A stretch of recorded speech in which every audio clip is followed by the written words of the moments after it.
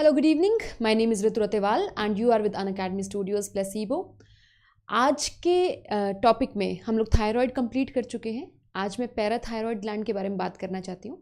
Parathyroid gland कैसे regulate होता है, क्या उसकी सिक्रेशंस होती हैं, क्या उसका बॉडी में इफेक्ट होता है, आज हम वो बात करेंगे. उससे पहले थायराइड ग्लैंड में एक बात रह गई थी कि उससे थायराइड ग्लैंड की अंडर और ओवर सिक्रेशन से क्या प्रॉब्लम्स हो सकती हैं बॉडी में, वो बात करेंगे. उसके बाद पैराथायरॉयड पे चलेंगे. चलिए स्टार्ट करते हैं हम अपना एपिसोड. आप हमारे चैनल से टेलीग्राम पे कनेक्ट हो सकते हैं. टेलीग्राम की ऐप डाउनलोड कर लेंगे. जैसे ही आप ये लिंक डालेंगे आप हमसे कनेक्टेड हो जाएंगे. फ़ायदा ये है कनेक्टेड होने का वहाँ पे कि एक तो आप अपने टीचर्स से डायरेक्टली मैसेजेस रिसीव कर पाएंगे. टीचर्स वहाँ पे छोटी छोटी क्लिप्स बनाते हैं जिसमें वो अपना पूरा शेड्यूल बताते हैं कि आज के दिन में हम क्या क्या करेंगे. दूसरी बात, वहाँ पे मोटिवेशनल कोट्स, मोटिवेशनल मैसेजेस चलते रहते हैं ताकि जो हमारा परिवार है अनअकैडमी स्टूडियोज़ प्लेसिबो का, ऑलमोस्ट उसमें 5000 बच्चे होने वाले हैं अभी, तो उनको मोटिवेटेड कैसे रखा जाए. बच्चे रात रात को 1-1 बजे पढ़ रहे हैं, सुबह 6 बजे उठ के पढ़ रहे हैं, उनको मोटिवेट कैसे किया जाए. तो वहाँ पे हम बहुत सारे मोटिवेशनल कोट्स डालते रहते हैं. अनअकैडमी प्लस के बारे में आप लोगों को सभी को ही पता है ऑलमोस्ट, फिर भी एक बार बता देती हूँ. देखिए, अनअकैडमी प्लस एक ऑनलाइन लर्निंग प्लेटफॉर्म है जो इस वक्त तुम्हारे लिए बहुत काम की चीज़ हो सकता है.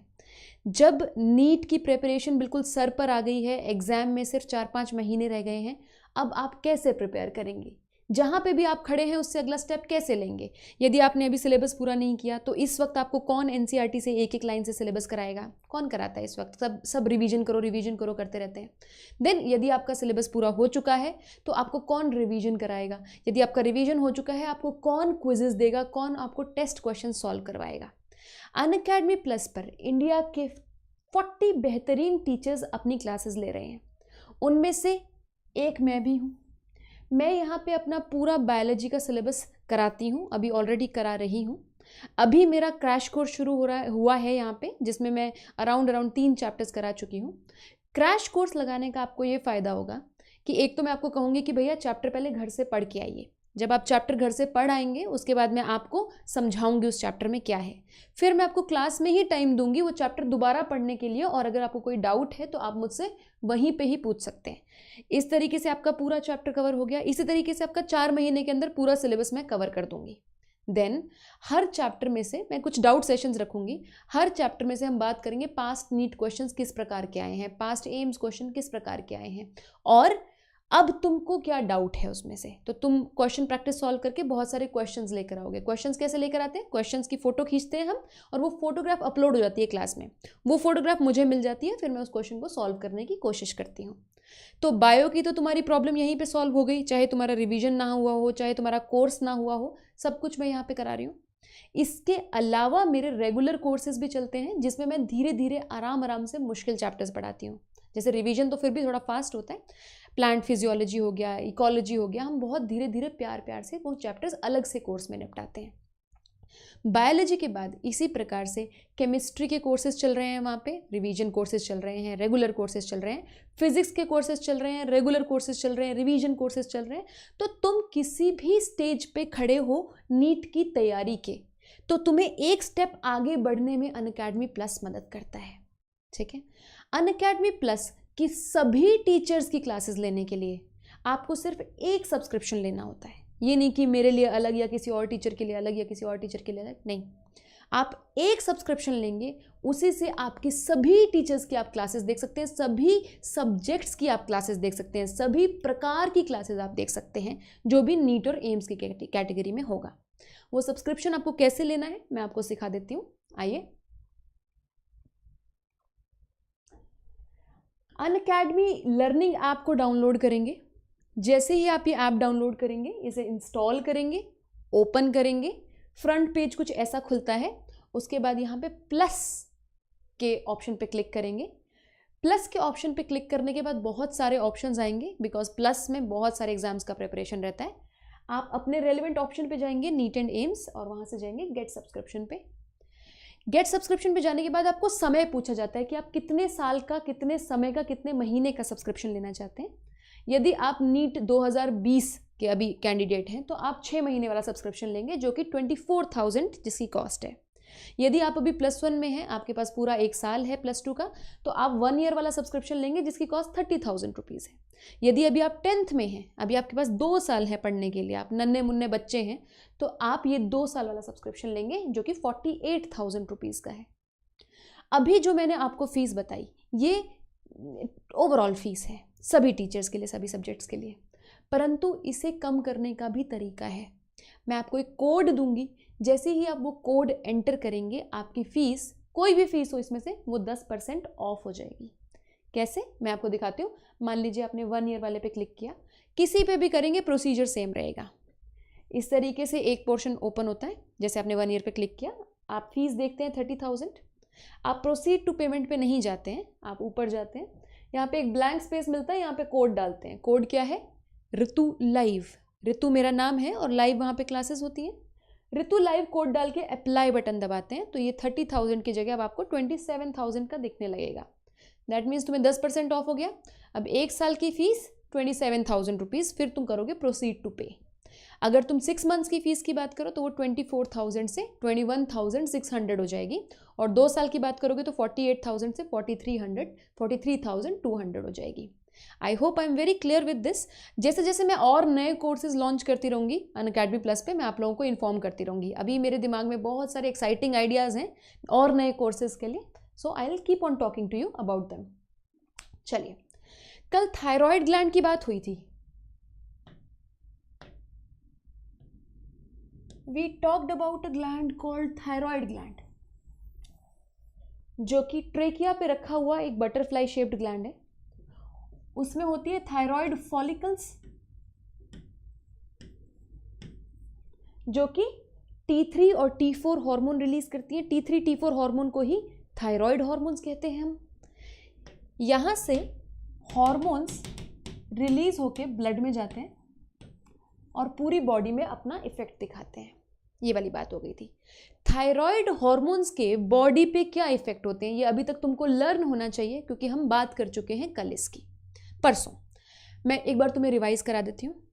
Thyroid hormones are very important for physical growth of the body, for mental growth of the body, for sexual growth of the body. ये मैं पहले भी लिखवा चुकी हूं, दोबारा से इसलिए लिख रही हूं because it's a very important point. For physical, mental and sexual growth. ठीक है, एक बात ये मैंने तुम्हें बताई थी। नाउ इमेजिन एक पर्सन, एक फीमेल है सपोज, एक फीमेल है, एंड वो फीमेल के अंदर थायराइड की कमी हो जाती है। अभी आप केस लेते हैं हाइपोथायरॉयडिज्म का। हाइपोथायरॉयडिज्म समझते हो? When thyroid is less in your body.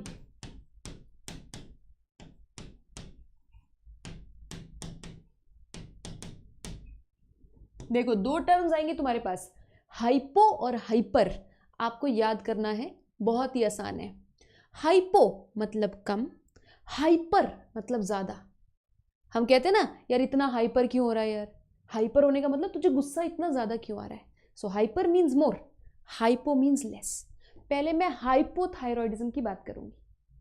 एक फीमेल है, ठीक है, अभी तक उसकी ज़िंदगी में सब कुछ सही चल रहा था, उसको मेंस्ट्रुअल साइकिल प्रॉपर आ रहा था, नॉर्मल फर्टाइल फीमेल थी वो, और एकदम से कुछ प्रॉब्लम हुई और वो थायराइड उनका कम काम करने लग गया, एंड शी एक्सपीरियंसेस हाइपोथायरॉयडिज्म। क्या होगा? शी विल एक्सपीरियंस कि उनके मेंस्ट्रुअल साइकिल बंद हो जाएंगे। अब फर्टिलिटी नहीं है, अगर मेंस्ट्रुअल साइकिल नहीं है तो माँ नहीं बन सकती है वो, ठीक है। सो एकदम से नॉर्मल सेक्सुअल फंक्शन से एकदम से आप एबनॉर्मल सेक्सुअल फंक्शन में चले गए। अब you can not become a mother now, right. इस डिजीज को कहते हैं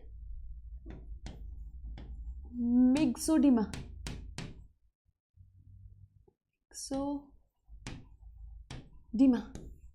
गर्ल्स डिजीज भी कहते हैं इसको, गर्ल्स डिजीज।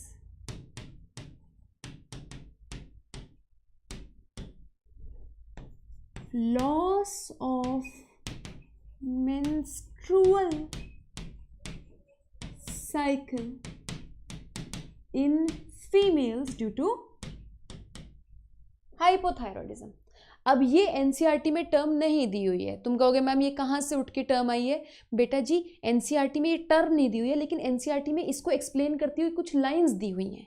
ये वैसे मुझे एनसीईआरटी रिव्यू बनाना चाहिए था, एनसीईआरटी के पैसेज लाने चाहिए थे. चलो अगली बार से ये मैं एनसीईआरटी के पैसेजेस साथ में लेके आ जाऊंगी, आज नहीं लेके आई हूँ. अपनी एनसीईआरटी में चेक करो, ऐसा कुछ सेंटेंस दिया हुआ है कि फीमेल्स में सेक्सुअल रेगुलेशन के लिए बहुत इंपॉर्टेंट है. पहला डिसऑर्डर. दूसरा डिसऑर्डर समथिंग कॉल्ड क्रेटिनिज्म. ये देखिए क्या होता है. क्रेटिन का मतलब इंग्लिश भाषा में, क्रेटिन का मतलब बेवकूफ होता है. बेवकूफ, स्टूपिड. ठीक है. क्रेटिनिज्म वर्ड कहां से आया है? क्रेटिन वर्ड कहां से आया है? इमेजिन करो एक फीमेल जो कि पहले उनके अंदर थायराइड नॉर्मल था, तो उनको प्रेगनेंसी हो गई. Now there is a pregnant female. अभी फीमेल की बॉडी में थायराइड कम हो गया प्रेगनेंसी के टाइम. अब जो बेबी डेवलप हो रहा है, बेबी के मेंटल फंक्शन को डेवलप होने के लिए थायराइड ग्लैंड की ज़रूरत है. अब उसको थायराइड हार्मोन की ज़रूरत है, तो उसको थायराइड हार्मोन कहाँ से मिलेगा? अभी बेबी का खुद का थायराइड हार्मोन काम करने नहीं लगा है, ग्लैंड काम करने नहीं लगा है, तो वो मदर से ही थायराइड हार्मोन लेगा, और मदर की बॉडी में थायराइड हार्मोन कम है, तो बेबी का मेंटल डेवलपमेंट प्रॉपर नहीं हो पाएगा, बेबी का सेक्शुअल डेवलपमेंट भी प्रॉपर नहीं हो पाएगा. सो ऐसा बच्चा जिसकी मदर में थायराइड हार्मोन बहुत कम था, वो मंदबुद्धि बच्चा पैदा होगा, उसका इंटेलिजेंस लेवल लोअर होगा नॉर्मल से. ऐसे प्रॉब्लम को क्रेटिनिज्म कहते हैं. सो मेंटल रिटार्डेशन या लो आईक्यू लेवल्स लिख सकते हैं, कैसे भी लिख लो, तुम्हारी मर्जी है. ये भी एनसीईआरटी में दिया हुआ है. Low IQ level of children with mothers suffering from hypothyroidism during pregnancy.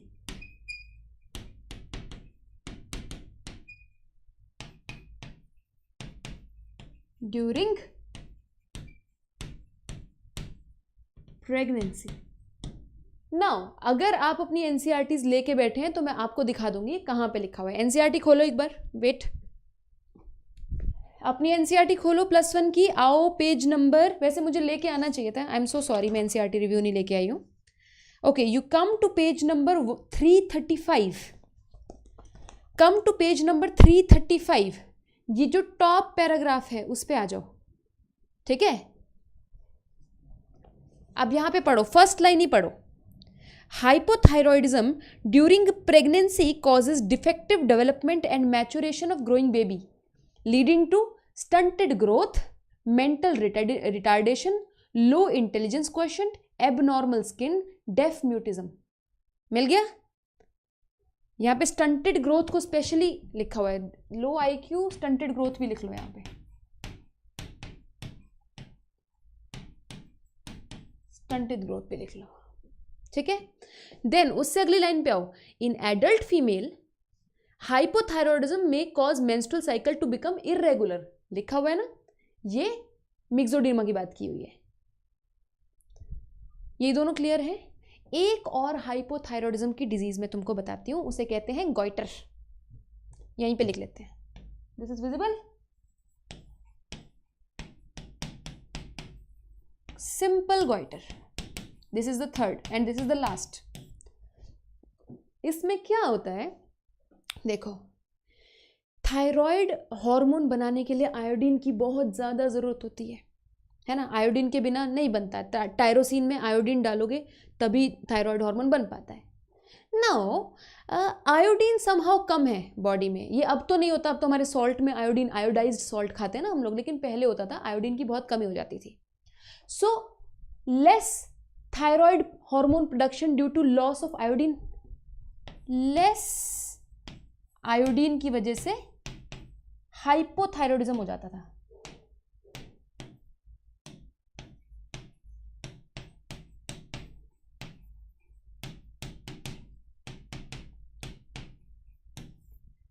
Less iodine की वजह से हाइपोथायरॉयडिज्म हो जाता था। ठीक है, अब दिक्कत क्या होती है इसमें, अब मैं तुम्हें आगे बना के दिखाती हूँ। थायराइड ग्लैंड को लगता है कि यार मैं थायराइड हार्मोन सही से नहीं बना पा रहा हूँ, बहुत ही कम बन रहा है। तो थायराइड ग्लैंड को ना गिल्टी फील होती है कि यार बहुत कम थायराइड हार्मोन बना पा रहा हूँ, तो थायराइड ग्लैंड यहाँ से इनलार्ज हो जाता है। ठीक है, उसे लगता है कि I should improve my function by enlarging my self. उसे ये नहीं पता चल रहा है कि भैया आयोडीन की कमी है इसलिए तुम थायराइड हार्मोन नहीं बना पा रहे हो। तो यहाँ से ना थायराइड ग्लैंड ऐसे इनलार्ज हो जाता था और यहाँ से ऐसे स्वेलिंग, पूरा ऐसे बहुत बड़ी सी स्वेलिंग लटक जाती थी गले के ऊपर। इसे कहते थे खेंगा रोग, पहले दूरदर्शन पे ऐड आती थी उसकी, अब तो बंद हो गई है। और इसी को कहते हैं simple goitre. So simple goitre में बंदी कुछ ऐसी नजर आएगी। Suppose there is a female here या मेल, जो भी, कोई दिक्कत नहीं है।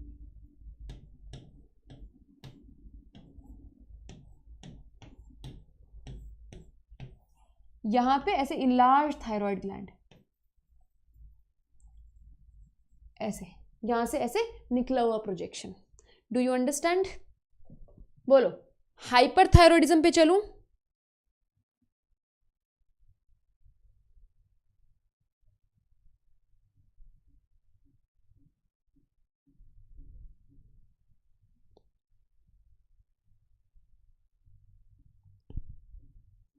बोलिए बच्चों, समझ में आई है यहां तक बात?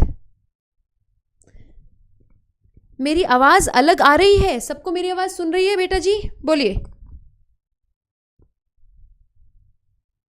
Thank you Bhupendra, understood.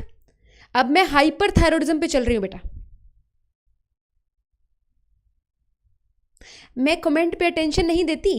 अरे मैं कमेंट्स पे जनरली इसलिए अटेंशन नहीं देती हूँ क्योंकि मुझे पता होता है कि तुम लोगों को सबको समझ में आ गया होगा, तो जनरली इसलिए नहीं ध्यान देती मैं। सही है आवाज़? चलो आगे चल रही हूँ मैं। ओके, नाउ नाउ हाइपरथायरॉयडिज्म पे चलेंगे।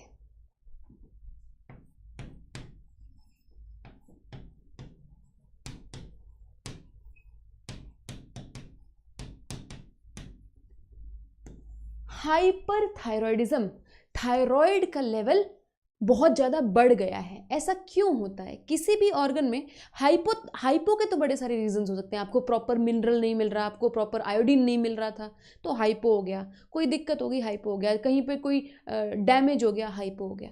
हाइपरथायरॉयडिज्म क्यों होगा? जनरली ट्यूमर होने की वजह से, कहीं पे भी अगर ट्यूमर होता है ना तो वहाँ पे हाइपर सिक्रीशन हो जाती है जो भी चीज़ वो सिक्रीट कर रहा है, तो ट्यूमर भी हो सकता है। ट्यूमर इज वन रीजन, ठीक है। देन एक स्पेशल केस है हाइपरथायरॉयडिज्म का। एक तो ट्यूमर से हाइपरथायरॉयडिज्म हो गया, एक स्पेशल केस है एक्सोप्थैल्मिक गॉइटर। थैल्मिक गॉइटर, ठीक है, it's a very different case. So इसमें क्या होता है, बड़ा मस्त केस है ये एक्सोप्थैल्मिक गॉइटर का। सुनो क्या होता है इसमें ट्यूमर नहीं बनता है। It is an auto immune disorder.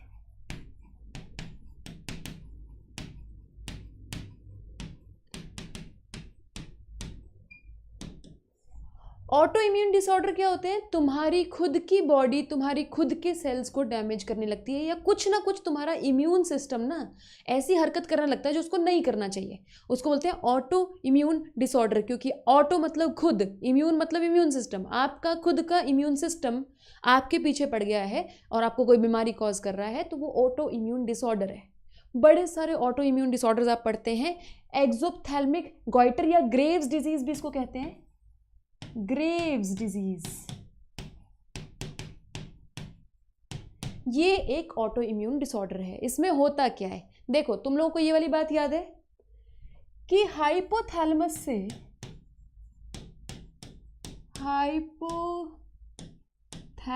से रिलीज होता है टीआरएच, फिर वो जाता है पिट्यूटरी पे।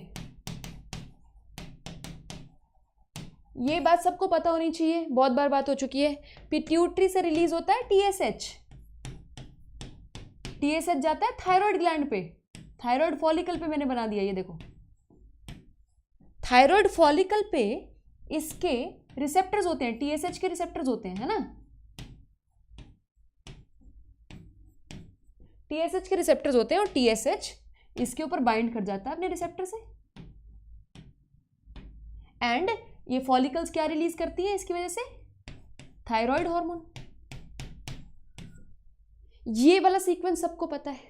अब ये भी तुम लोगों को पता है कि जो T3 और T4 होते हैं, थायराइड हार्मोन्स होते हैं, वो ज़्यादा बदतमीजी सहन नहीं करते किसी की भी। जब T3 T4 का लेवल बॉडी में बढ़ने लगता है, ज़रूरत से ज़्यादा बढ़ने लगता है, तो वो खुद जाके यहाँ पे जाके पिट्यूटरी पे जाके अपना नेगेटिव फीडबैक कर देते हैं, TSH की प्रोडक्शन को बंद करा देते हैं, प्लस हाइपोथैलेमस में जाके नेगेटिव फीडबैक करते हैं, TRH की प्रोडक्शन को बंद करा देते हैं। ये तुम लोगों को पता है। अब एक्सोप्थैल्मिक गॉइटर में क्या होता है? ये तो नॉर्मल सिनेरियो है, this is a normal scenario, right? Normal scenario आ गया सबको? Thank you Hamid. हाँ जी आकिब, 1 ईयर का सब्सक्रिप्शन लेने पे आपको मैंने अभी तक जो भी प्लस में पढ़ा दिया है ना, सारा कंटेंट आपको मिलेगा। तो 1 साल के अंदर तो मैं दोबारा पढ़ा दूंगी सब कुछ, +1 +2, ठीक है? कंटेंट की तुम चिंता मत करो, इतना तुमको कंटेंट मिलता है। तुम 3 महीने का चाहे सब्सक्रिप्शन ले लो, चाहे 6 महीने का ले लो, कंटेंट तुमको सारा ही मिल जाता है, क्योंकि रिकॉर्डेड सेशन पढ़े होते हैं, पिछले पढ़ाए हुए, आपको सब मिल जाता है। पढ़ने वाले बनो तुम। प्लस पे बंदा सिर्फ 15,000 रुपये देके, सिर्फ 10,000 रुपये देके ना, सिर्फ 6,000 रुपये देके पूरा सिलेबस पढ़ सकता है। पढ़ने वाला बंदा होना चाहिए। रिकॉर्डेड सेशन मेरा सारा पढ़ा हुआ है, दिन रात पढ़ो। 1 महीने का सब्सक्रिप्शन लो, 6,000 रुपये वाला, 5,000 रुपये वाला, जो कम करके 5,000 रुपये में पड़ जाता है। 1 महीने का सब्सक्रिप्शन लो, दिन रात पढ़ो मेरे लेक्चर्स, सारा सिलेबस वहाँ पे किया हुआ है। 1 महीने में तुम सारा निपटा सकते हो, तुम निपटाने वाले बनो। अब सुनो, एक्सोप्थैल्मिक गॉइटर में क्या होता है? कुछ ना शैतान एंटीबॉडीज बनती हैं बॉडी में।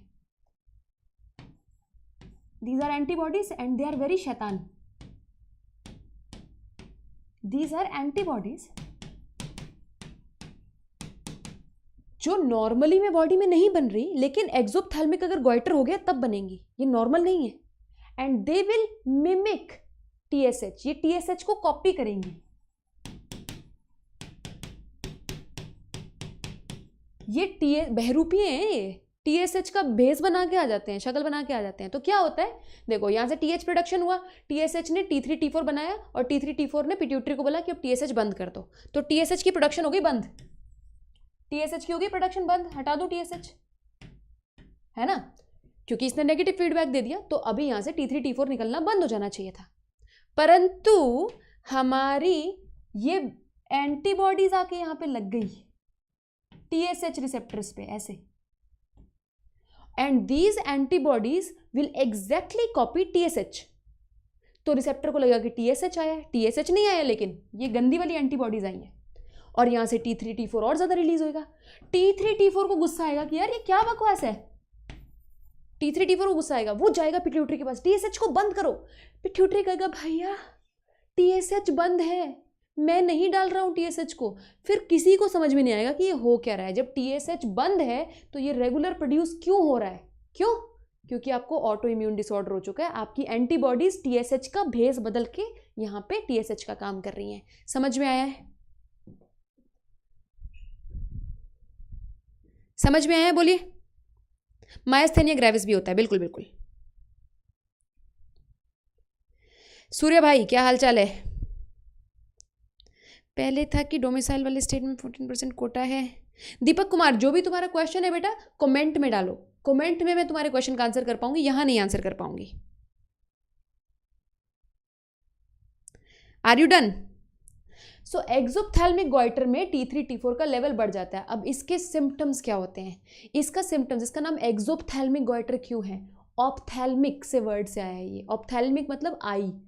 इसमें ना बंदे की आई जैसे बाहर निकल आती है, रावण की तरह। रावण की आंखें दिखाते हैं जैसे बाहर बाहर से बाहर निकली हुई। सो ऐसे कुछ लोगों के तुमने देखा है, आई का जो आई बॉल है वो काफी बाहर को होती है। सो एक तो इसमें ये सिम्टम होता है, प्रोट्रूडेड आई बॉल्स।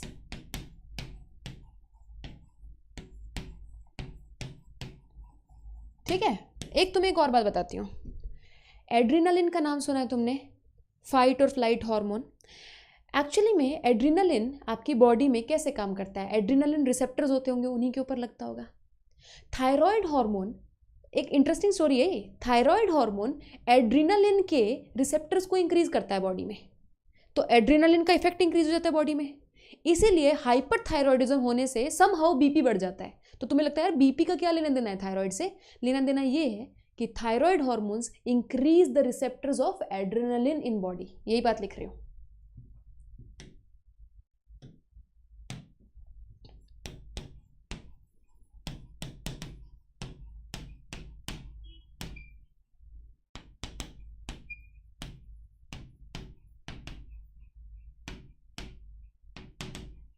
जो बोला है वही लिख रही हूं।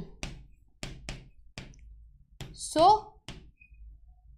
बीपी बढ़ जाता है आपकी बॉडी में, आपका हार्ट रेट बढ़ जाता है। जो एड्रीनल ग्लैंड के एड्रीनलिन के ज़्यादा रिलीज होने से चीज़ें होती है ना, वही जो सिंपैथेटिक नर्वस सिस्टम के स्टार्ट होने से जो चीज़ें होती हैं वही चीज़ें होने लगती हैं आपके साथ। बीपी बढ़ जाता है, सांस चढ़ने लगती है, दिल तेज धड़कने लगता है। सो हाइपरथायरॉयडिज्म के सारे जो सिम्टम्स हैं वो सिंपैथेटिक नर्वस सिस्टम के ऑन होने से मिलते जुलते हैं। क्लियर? आगे चल पड़ो, बोलो। स्क्रीनशॉट ले लीजिए अगर चाहिए तो।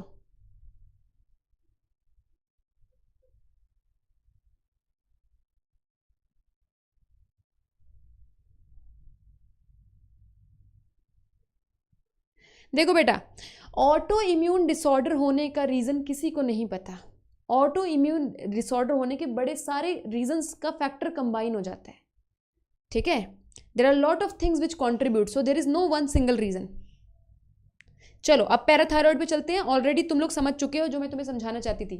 थायराइड ग्लैंड के डिसऑर्डर समझ में आ गए। हाइपो, एक बार सम अप कर देते हैं, हाइपो और हाइपर। हाइपो में तीन चीजें, कौन सी? एक, जो लड़की को मेंस्ट्रुअल साइकिल बंद हो गया था, कौन सा? मिक्सोडीमा, गर्ल्स डिजीज। देखो नाम पे ही लिखा है गर्ल्स डिजीज।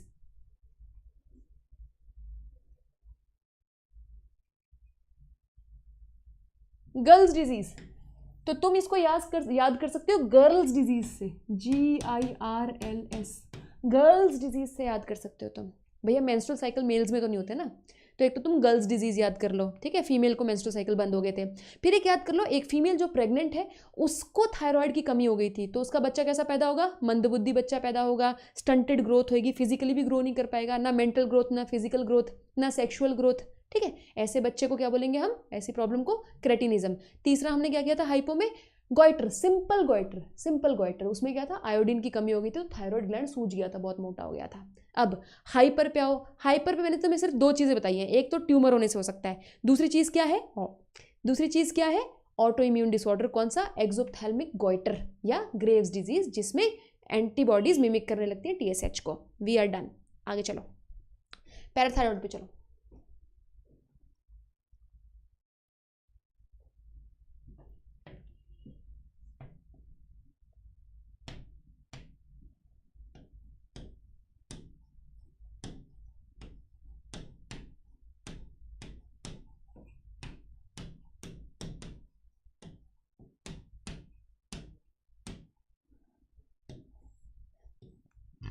लोकेशन तुम लोगों को पता है,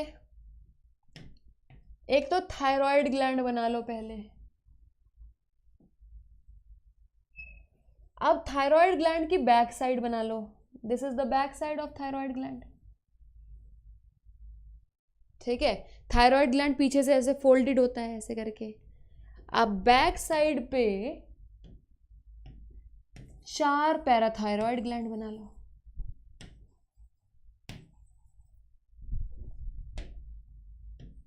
लोकेशन पता चल गई?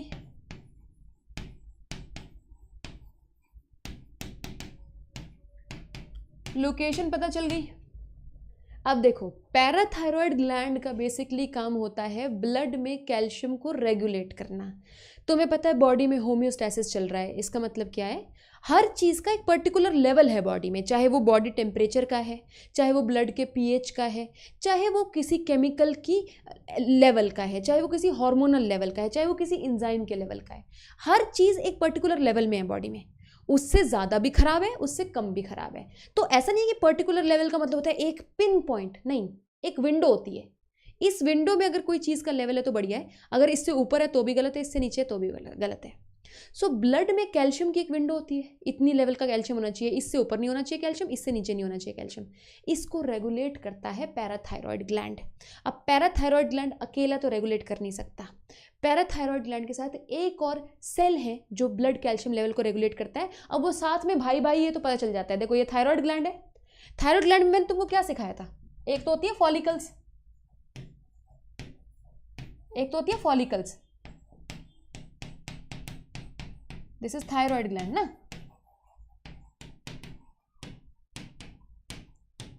एक तो होती है फॉलिकल, फॉलिकल से तो निकलता है T3 T4, मैं फॉलिकल की बात नहीं कर रही, मैंने कहा था एक और स्पेशल सेल होता है, there is a special cell in thyroid gland जो फॉलिकल से बाहर है, ऐसे लगा हुआ है स्पेशल सेल, ठीक है, ऐसे साइड साइड में लगा हुआ है। इन सेल्स को मैंने क्या कहा था, जिन बच्चों ने कल का लेक्चर नहीं सुना था मैं बता देती हूँ, थायराइड ग्लैंड में एक तो थायराइड फॉलिकल्स होती हैं जो थायराइड हार्मोन्स रिलीज करती हैं, लेकिन थायराइड ग्लैंड को इतना कम मत समझो, वो सिर्फ थायराइड ग्लैंड ही, थायराइड हार्मोन ही नहीं रिलीज कर रहा। फॉलिकल्स के बाहर, थायराइड फॉलिकल्स के बाहर छोटे छोटे सेल्स होते हैं, जो मैं ब्लू कलर में बना रही हूँ, बिल्कुल छोटे छोटे सेल्स, जिनको हम कहते हैं C cells, and they release something called calcitonin.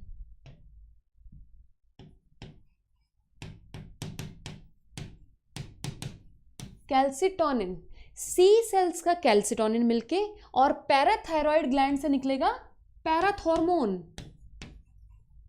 Parathormone hormone का नाम है और क्या है, पैराथॉर्मोन। पैराथॉर्मोन इसी को पीटीएच भी कहते हैं, इसी को कॉलिप्स हार्मोन भी कहते हैं।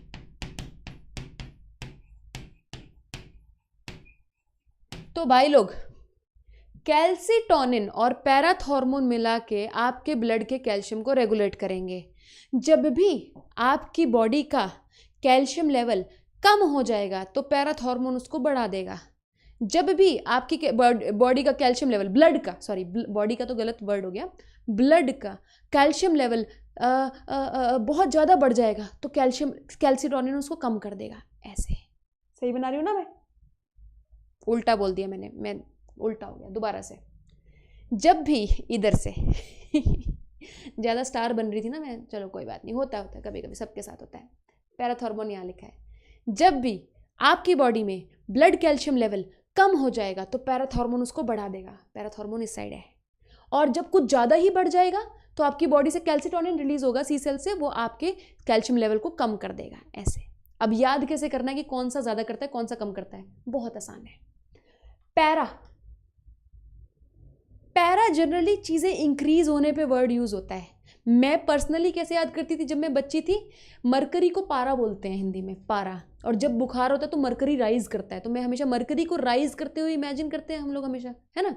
तो पारे को मैं हमेशा इमेजिन करती हूँ राइज, ठीक है। और कैल्सिटोनिन मुझे ऐसा लगता था एक बड़ा सा ना कैल्शियम का पत्थर है ये, और ये उस बढ़ते हुए पारे को तोड़ने के काम आता है। तो मैं हमेशा इमेजिन करती थी कि ये चीज़ें कम करता है, एक भारी सा पत्थर होगा, ये चीज़ें कम कर देता होगा और यहाँ पे पारा राइज कर जाता होगा। मैं हमेशा ऐसे याद करती थी।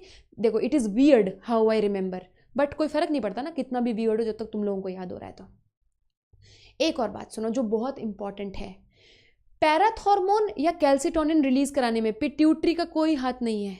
पिट्यूटरी बेचारा हाथ मलते रह जाता है। ये रहा पिट्यूटरी, बहुत सैड है। क्यों? बिकॉज पिट्यूटरी का कोई रोल नहीं है इसमें। Pituitary has no no no no role to play. Am I clear? अब बताऊं कैसे करते हैं ये? टेल मी, अब बताऊं। आज मेरा ऑनलाइन टेस्ट में 4 रैंक आया। हामिद, वेरी गुड बेटू। क्या बात है। Yes, thyroid gland is useful in RBC production. Craft की दुनिया, ये तो याद कर लो, एक अपना नाम ढंग का रख लो, क्राफ्ट की दुनिया। सही बात तो तुम सही कह रहे हो। चलो, अब अपने को ये सीखना है कि ये ब्लड कैल्शियम को चेंज कैसे करते हैं। बहुत बहुत सिंपल है, बहुत सिंपल है, बहुत प्यारू सा एक्सप्लेनेशन है। आओ देखते हैं। पहले उसके लिए तुम्हें बोन के बारे में सीखना पड़ेगा। ये बोन कहाँ से आ गया? बोन बेटा जी यहां से आ गया कि आपकी बॉडी में बोन कैल्शियम का भंडार है। Basically bone is the source of calcium in your body. जब भी आपकी बॉडी में ब्लड के अंदर कैल्शियम कम हो जाता है तो वो बोन से ही और कैल्शियम लेता है, और अगर ब्लड में कैल्शियम ज़्यादा हो जाता है तो वो बोन में ही डिपॉजिट करता है। तो बोन मतलब एक रॉक की तरह है, ठीक है, जिसके अंदर बहुत सारा कैल्शियम है, तो जरूरत पड़ने पे वो कैल्शियम दे देता है ब्लड को, और जब ज़्यादा हो जाता है तो वापस भी ले लेता है। Bone is very important. किसका बना होता है बोन? तुम लोगों को आइडिया है? मोस्टली कैल्शियम फॉस्फेट का बना होता है। PO4 twice, I think this is the formula, calcium phosphate का बना होता है ना। अब देखो क्या होता है, बोन में बड़े प्रकार के सेल्स हैं। जो मेरे बच्चे होनहार हैं, जिन्होंने एनिमल टिश्यू पढ़ा है अपने आप से, उन्हें पता है कि बोन का जो मैच्योर सेल होता है उसको ऑस्टियोसाइट कहते हैं। बोन के अंदर सेल होते हैं osteocyte, which is not a big deal, होते हैं तो होते हैं। बोन के अंदर एक और सेल होता है जिसको कहते हैं ऑस्टियोक्लास्ट, जो कि बोन को तोड़ने के काम आता है। ठीक है, क्या क्या बताया है मैंने? There are cells in the bone which do not help in formation of bone but help in breaking of bone. These are called, I'm sorry, this is osteoclast. देखो यार, ये नाम तुमने बहुत बार सुने हैं, क्लास्ट ब्लास्ट वाले। अभी अपने दिमाग में बात क्लियर कर लो। जब बोन बन रही होती है, नई बोन बनाने वाले सेल्स को, जब बोन बच्ची होती है ना, बोन को ग्रो करना है अभी, तो ऑस्टियोब्लास्ट होते हैं। देखो जहाँ पे भी ब्लास्ट वर्ड आ गया, इसका मतलब धमाका नहीं होता, इसका मतलब होता है ग्रो करना। ऑस्टियोब्लास्ट बोन को ग्रो करते हैं। ठीक है, फिर जब बोन पूरी तरीके से ग्रो हो जाती है, अब इससे ज़्यादा ग्रो नहीं होएगी, तो उसी ऑस्टियोब्लास्ट को ऑस्टियोसाइट कह देते हैं। ऑस्टियोसाइट क्या होगा? Mature bone cell. ठीक है, अब इन दोनों सेल्स के अलावा एक और सेल होता है जिसको ऑस्टियोक्लास्ट कहते हैं, जो बोन को खाने के काम आता है, बोन को तोड़ने के काम आता है। फायदा क्या है ऐसे सेल का? बहुत फायदा भैया। ये जो प्रॉपर शेप आई है बोन की, वो ऑस्टियोक्लास्ट की वजह से तो आई है। वो ऑस्टियोब्लास्ट तो बना ही जा रहे थे बोन को पूरा, तो पूरा ऐसे गोल बना देते। ये जो प्रॉपर सुंदर शेप आई है, ऑस्टियोक्लास्ट ने तो खा खा के शेप बनाई है। ठीक है, और ऑस्टियोक्लास्ट का एक और पर्पज होता है, मैं तुम्हें बताती हूँ। देखो होता क्या है, मान लो तुमने मिल्क बहुत ज़्यादा पी लिया और तुम्हारा ब्लड कैल्शियम लेवल बहुत राइज हो गया। सपोज फॉर एग्जाम्पल, यहाँ से शुरू करते हैं बात को। ब्लड कैल्शियम लेवल एकदम से राइज हो गया, बहुत ज़्यादा ब्लड में राइज हो गया, तो ये तो बहुत बुरी बात हुई। अब ब्लड कैल्शियम लेवल को लो करना है। ब्लड कैल्शियम लेवल को लो करने के लिए किसको लाओगे तुम? कैल्सीटोनिन को, पैराथॉर्मोन को नहीं। पैरा तो इंक्रीज करता है ना, पारा तो इंक्रीज होता है, कैल्सीटोनिन लो करता है। So calcitonin will be release from C cells. अब कैल्सीटोनिन क्या करेगा? कैल्सीटोनिन रिलीज हुआ, पीछे आओ। ये मान लो ये तुम्हारा थायराइड ग्लैंड है ना, ये कैल्सीटोनिन सी वाला है, तो यहाँ से कैल्सीटोनिन रिलीज होगा and it will act on osteoclast. Calcitonin आके ऑस्टियोक्लास्ट पे एक्ट करेगा और ये क्या कहेगा? It will tell the osteoclast to shut up. Osteoclast generally हल्का हल्का फंक्शन करते रहते हैं। क्यों फंक्शन करने का फायदा क्या है ऑस्टियोक्लास्ट का? ये क्या करते हैं? हल्का हल्का यहाँ से कैल्शियम रिलीज करते रहते हैं, बोन से कैल्शियम रिलीज करके ब्लड में डालते रहते हैं। तो ब्लड कैल्शियम लेवल को ये मेंटेन रखते हैं, यहाँ से कैल्शियम निकाल के ब्लड में डालते रहते हैं। लेकिन जब ब्लड में कैल्शियम ज़्यादा हो गया है ना, तुमने ज़्यादा दूध पी लिया, मुझे नहीं पता, कैल्शियम की गोलियां खा ली, जो भी किया, ब्लड में कैल्शियम ज़्यादा हो गया, तो कैल्सीटोनिन यहाँ से आके it will tell the osteoclast to shut up. Shut up. Osteoclast की एक्टिविटी बंद हो गई। ऑस्टियोक्लास्ट की एक्टिविटी बंद होने से क्या हो जाता है कि ब्लड में एक्स्ट्रा कैल्शियम जाना बंद हो गया, और धीरे धीरे अब ये जो ज़रूरत से ज़्यादा कैल्शियम हुआ था वो धीरे धीरे एब्जॉर्ब भी हो जाएगा, ब्लड में चला जाएगा, इसमें बोन में चला जाएगा दोबारा से। ठीक है, धीरे धीरे धीरे धीरे। कैल्सीटोनिन का मतलब समझ में आ गया क्या करेगा? बोलो, कोई डाउट है यहाँ पे? कैल्सीटोनिन क्या करता है? Calcitonin shuts up the activity of osteoclast. बोलिए। थैंक यू गणेश कटवा।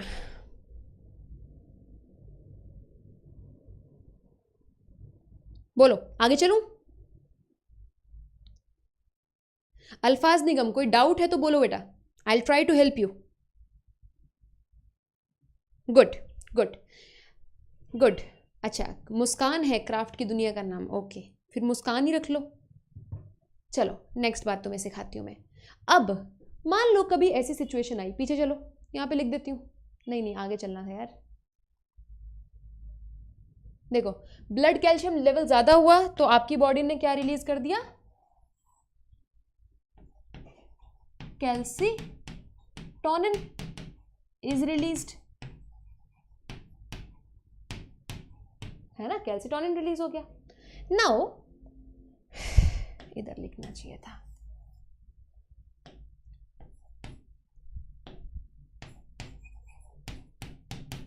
कैल्सीटोनिन इज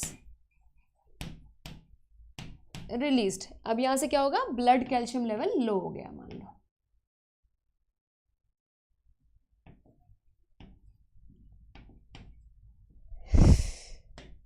ये यहाँ की भी जगह ना यहाँ लिखना चाहिए था, सॉरी बच्चों, मैं एक ना अच्छा सा डायग्राम बनाना चाहती हूँ तुम्हारे लिए जिससे कि तुम्हें याद हो जाए, इसलिए मैं थोड़ा मेहनत कर रही हूँ इस डायग्राम पे। रुक जाओ, यहाँ पे लिखना चाहिए मुझे कैल्सीटोनिन रिलीज्ड। तुम्हें पता तो है कभी कभी मेरे साथ ऐसा हो जाता है।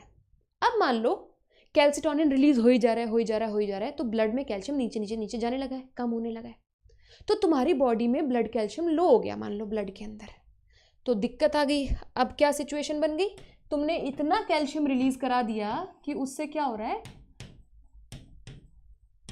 इतना तुमने कैल्सीटोनिन रिलीज करा दिया कि ब्लड कैल्शियम लेवल बहुत लो चला गया यार, ब्लड कैल्शियम लेवल बहुत लो चला गया। अब बॉडी को क्या रिलीज करना पड़ेगा, बॉडी कहेगी बेटा ये तो गलत हो गया, बॉडी विल रिलीज पैराथॉर्मोन।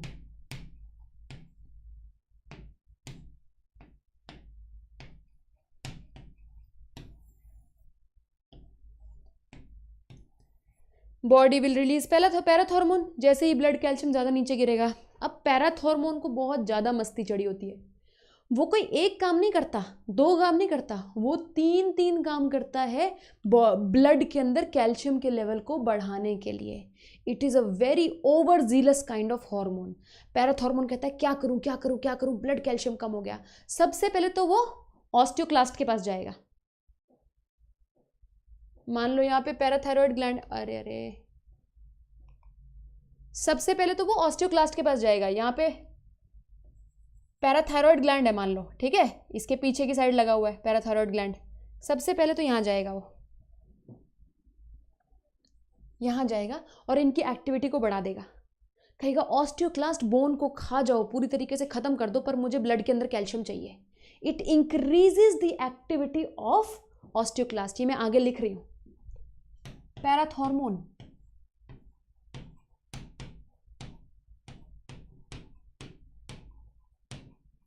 पहला increase the activity of osteoclast. दूसरा, अब इसको चैन नहीं है कि ब्लड कैल्शियम बढ़ जाएगा ना, अभी और भी है। देखो पहला तो ये गया ऑस्टियोक्लास्ट के पास, इंक्रीज एक्टिविटी ऑफ ऑस्टियोक्लास्ट। दूसरा ये गया किडनी के पास। अब याद करो किडनी में नेफ्रॉन के पार्ट्स याद हैं कुछ, आगे बताती हूँ। ये नेफ्रॉन है, अगर किसी बच्चे को नेफ्रॉन याद नहीं है तो यहाँ से रिवाइज करेंगे। ये पीसीटी है, ये लूप ऑफ हेनले है, ये डीसीटी है, ठीक है। अब पैराथॉर्मोन पीसीटी पे आता है, पीसीटी पे आता है। पीसीटी से ब्लड के अंदर देखो यहाँ पे फिल्ट्रेट बनता है, अगर तुम लोगों को याद हो, यहाँ पे ब्लड से बहुत सारा वाटर निकलता है, यूरिया निकलता है, इसके साथ में कुछ कैल्शियम भी निकलता है, कुछ मैग्नीशियम भी निकलता है, ठीक है, यूरिया भी निकलता है, बड़ी सारी चीज़ें निकलती हैं। यहाँ पे फिल्ट्रेट निकलता है। पैराथॉर्मोन, ये पैराथॉर्मोन है, parathormone will act on PCT and यहाँ से कैल्शियम का रीएब्जॉर्प्शन बढ़ा देगा। जो कैल्शियम सूसू में जाना था ना उसको रोक देगा, सूसू में जाने से इसको ब्लड में रीएब्जॉर्ब करा देगा यहाँ पे। So parathormone acts on PCT to increase reabsorption of calcium from filtrate. जिस कैल्शियम को और मैग्नीशियम को सूसू में जाना था उसको वापस ब्लड में खींच लेगा। क्यों? क्योंकि पैराथॉर्मोन को लग रहा है कि यार ब्लड में कैल्शियम कम है, बढ़ाना है, चाहे कैसे भी बढ़ाओ। सो सेकेंड थिंग जो पैराथॉर्मोन करता है, acts on PCT to increase reabsorption of calcium and magnesium. इसीलिए ये कैल्शियम और मैग्नीशियम दोनों के लेवल्स को इफेक्ट डालता है। दूसरा काम। तीसरा काम ये क्या करता है, मतलब हद हो गई, ये फिर से किडनी के पास जाता है, फिर से किडनी के पास जाता है। याद करो, किडनी में एक चीज सिंथेसाइज होती है जिसको बोलते हैं कैल्सीट्रायोल। कैल्सीफेरॉल भी होता है लेकिन उससे भी एक्टिव होता है कैल्सीट्रायोल। ये कैल्सीट्रायोल को रिलीज करा देता है। It goes to kidney and it tells kidney to synthesize lot of calcitriol. Last point है, कैल्सीट्रायोल क्या है?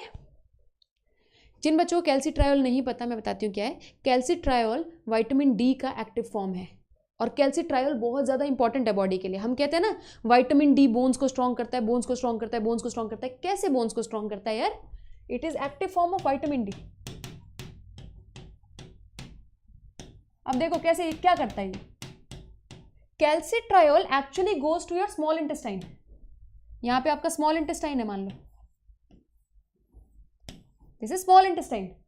कैल्सीट्रायोल स्मॉल इंटेस्टाइन पे एक्ट करता है, स्मॉल इंटेस्टाइन पे एक्ट करता है और जितना भी कैल्शियम आपने खाने में खाया है ना, जितना भी कैल्शियम स्मॉल इंटेस्टाइन में है उसको ब्लड में एब्जॉर्ब कराने में हेल्प करता है। इस कैल्शियम को ब्लड में एब्जॉर्ब कराने में हेल्प करता है। कुछ समझ में आया है? कुछ समझ में आया है? Let me tell you again.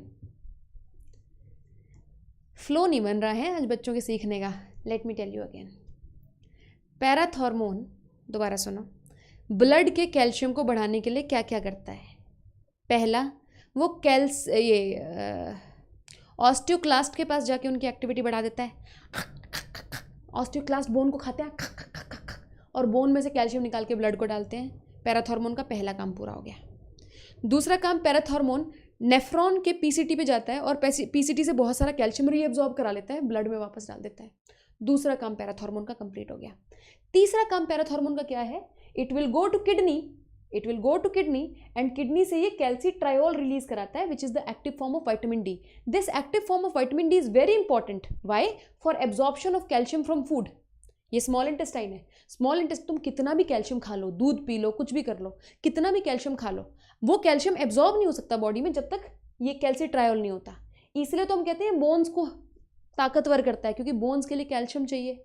Bones में कैल्शियम कैसे पहुंचेगा? जब ब्लड में कैल्शियम पहुंचेगा। ब्लड में कैल्शियम कैसे पहुंचेगा? जब तुम्हारे पास विटामिन डी होगा, कैल्सीट्रायोल होगा।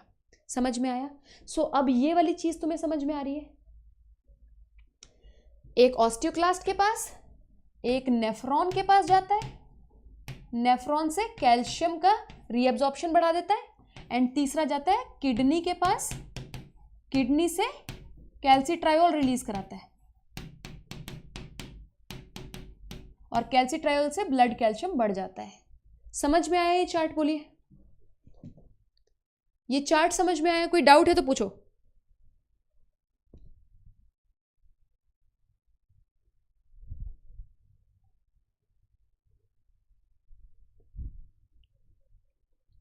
पीनल ग्लैंड कराऊंगी मैं, मुस्कान, ठीक है? मुझे पहले ये बताओ, ये वाली बात समझ में आ गई है? अभी मॉर्फोलॉजी स्टार्ट कराने का कोई विचार नहीं है मेरा। Very good, okay okay Hamid, okay, समझ गई बेटा, समझ गई। इसका स्क्रीनशॉट ले लेंगे। Very good very good very good. Now क्या होगा यदि तुम्हारे पास पैराथॉर्मोन की कमी हो जाए? पैराथायरॉयड हार्मोन खत्म हो चुका है। एक तुम्हें डिजीज कराना चाहती हूँ, लेकिन मैं वो भी समझा नहीं पाऊंगी कि कैसे होती है वो डिजीज। वो तुमको अभी लर्न करनी पड़ेगी।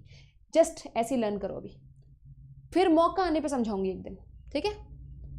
अगर हाइपो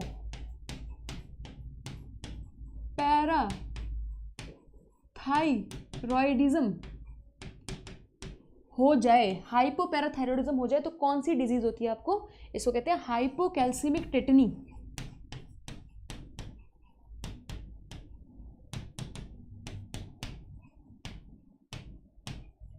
हाइपोकैल्सेमिक टेटनी। अभी इसको याद कर लो, इसका मैकेनिज्म एक दिन तुम्हें ज़रूर समझाऊंगी ये कैसे होता है। ठीक है, आज 6 बजे वाला लेक्चर मिस नहीं करना है। 6 बजे आज मैं बहुत ही इंपॉर्टेंट 15 क्वेश्चंस लेकर आऊँगी मैं एनिमल टिश्यू के। देखो नीट 2020 के हिसाब से जो मुझे लगता है कि मोस्ट इंपॉर्टेंट 15 क्वेश्चंस हैं एनिमल टिश्यू के, वो मैं आज तुम्हें 6 बजे कराऊंगी। तो क्विज की तरह होगा, पहले मैं तुम्हें क्वेश्चन कराऊंगी, फिर मैं तुम्हें सोल्यूशन दूंगी। So you will have to attempt those questions. देखती हूँ तुम्हारे 15 क्वेश्चन में से कितने सही होते हैं। जिसने एनिमल टिश्यू सही से नहीं पढ़ा है, अभी 1 घंटा है, 1 घंटे में एनिमल टिश्यू सही से पढ़ लो, 6 बजे टेस्ट देने ज़रूर आना। अगर तुम इसी तरीके से पूरा सिलेबस मेरे साथ पढ़ना चाहते हो, जैसे तुम्हें ये पॉइंट्स क्लियर हो रहे हैं और इससे ट्रिपल स्पीड में पढ़ना चाहते हो, देखो यूट्यूब पे सिलेबस हमेशा ही थोड़ा सा स्लो रहता है। ठीक है, अगर तुम फास्ट पढ़ना चाहते हो, ट्रिपल स्पीड पे पढ़ना चाहते हो, एनसीईआरटी से पढ़ना चाहते हो और नीट की बहुत बढ़िया तैयारी करना चाहते हो, तो प्लस एक बहुत तगड़ा एडवांटेज दे सकता है तुमको, लेकिन उसके लिए तुमको रिस्पॉन्सिबल होना पड़ेगा। देखो ऑनलाइन क्लासेस का ना एक ही ड्रॉबैक होता है, मैं वैसे बच्चों को बताती रहती हूँ, तुम लोगों को भी बता देती हूँ। ऑनलाइन क्लासेस के फ़ायदे बहुत हैं। ठीक है, तुम्हारा समय नहीं बर्बाद होता, ऑनलाइन क्लासेस सस्ती होती हैं, आपको बेस्ट एजुकेटर्स जो कंट्री में होते हैं आप उनसे पढ़ सकते हो, है ना। आपको ये नहीं कि आपको दिल्ली आना पड़ेगा पढ़ने के लिए, आप घर बैठे पढ़ो अपना आराम से। लेकिन उसका एक नुकसान होता है, अगर आप रिस्पॉन्सिबल नहीं हो अपने करियर के लिए तो आपको कोई पढ़ा नहीं सकता ऑनलाइन में। कैसे पढ़ा लेगा यार, मैं यहाँ पे बैठी हूँ, तुम अपना वहाँ पे बैठे हो, मैं तुम्हारे ऊपर स्क्रीन में से चिल्ला रही हूँ, आज तुम पढ़ के नहीं आए, मुझे सब पता है, देख लूंगी मैं तुम्हें, ये कर दूंगी वो कर दूंगी, बट एक्चुअली मैं तुम्हें कुछ कर नहीं सकती, है ना। सो अगर तुम अपने लिए खुद रिस्पॉन्सिबल हो, अगर मैं तुम्हें कहूँ ये बच्चे ये पढ़ के आना तो तुम पढ़ के आओ, मैं तुम्हें कहूँ ये सॉल्व करके आना तुम सॉल्व करके आओ, अच्छा मैं कल ये एक चैप्टर कराऊंगी एनसीईआरटी की रीडिंग कराना तुम कराओ, तो ऑनलाइन जैसी कोई चीज़ नहीं है, बहुत बढ़िया चीज़ है ऑनलाइन। ठीक है, अगर तुम ऐसा कर सकते हो, रिस्पॉन्सिबल बन सकते हो, तो यू कैन ज्वाइन प्लस। और प्लस ज्वाइन करने के लिए आप कोड ज़रूर डाल देना, ऋतु लाइव। कोड डालने का फ़ायदा तुमको ही होगा, तुम्हारा 10% फीस कम हो जाएगी और साथ में तुमको मेरे बैच में आने का मौका मिल जाएगा। Ritu live will open my batches for you and also you will get my PDF notes. Okay, so I will see you at 6 PM। Video को लाइक कर दो अगर तुम्हें अच्छी लगी है तो, एंड चैनल को सब्सक्राइब कर दो अगर तुम्हें और वीडियोज़ के नोटिफिकेशन चाहिए तो। I will see you, thank you, bye bye.